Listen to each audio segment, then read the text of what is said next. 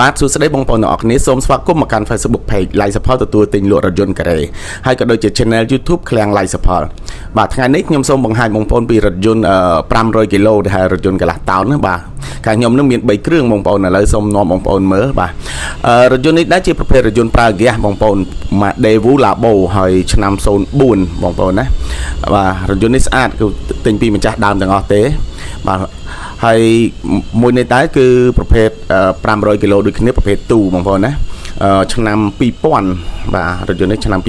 2000ហើយប្រើហ្គាសស៊ីនដែរបងប្អូនបាទហើយសាច់ដែកហើយនៅស្អាតទាំងអស់តែម្ដងបងប្អូនណាបាទសូមមើលសាច់ដែកគ្រឿងក្នុងរបស់វាហ្នឹងហើយនឹង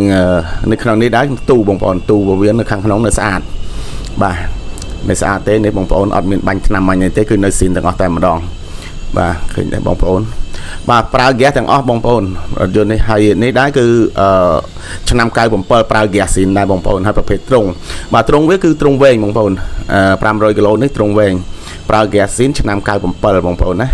គឺស្អាតបាទអញ្ចឹងបងប្អូនមានច្រើន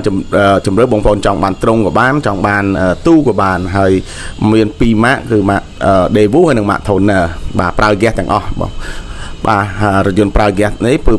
ហ្គាសស៊ីនទាំងអស់តែម្ដងគឺចំណេញបងប្អូនស៊ីតិចមែនតែនបងប្អូនតម្រូវការដឹកក្នុងផ្សារឬមួយដឹកអីវ៉ាន់តិចតួចអីហ្នឹងគឺ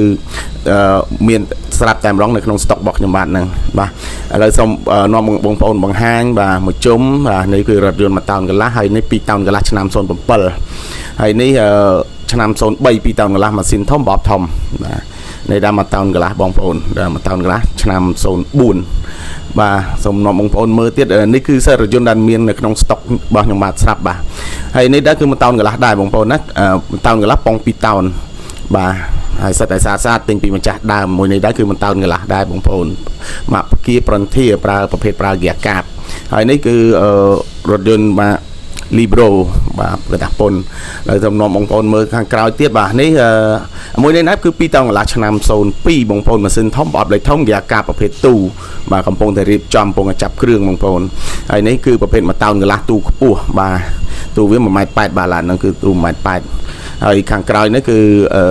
ម៉ាក Libro បាទឡានផ្លាកលេខបងប្អូនឡានផ្លាកលេខ Libro ឡានផ្លាកលេខគឺឡានស្អាតកំពុងតែប៉ូលាបងប្អូនណាចាប់គ្រឿងប៉ូលាហើយក្រោយនេះដែរគឺ2តោនកន្លះឆ្នាំ07ដែរបាទសិតតែកំពុងចាប់គ្រឿងបងប្អូនបាទរថយន្តស្អាតតែម្ដងបងប្អូនយកទៅប្រើប្រាស់តែម្ដងគឺมันមានឡើងកង់ឡើងជាទីគេគឺខ្ញុំដូរហើយជាទីហើយហ្នឹងគឺឡើងហើយស្រាប់មកចប់បងប្អូនណាអញ្ចឹងបងប្អូនមានច្រើនជម្រើសបងប្អូនអាចមកមើលទីតាំងខ្ញុំបាទផ្ទាល់ហ្នឹងគឺនៅលើផ្លូវទំនប់កប់ស្រូវខាងជើងផ្លូវរទេះភ្លើងប្រហែលជា700ម៉ែត្រទល់មុខនឹងការ៉ាសាំង PTT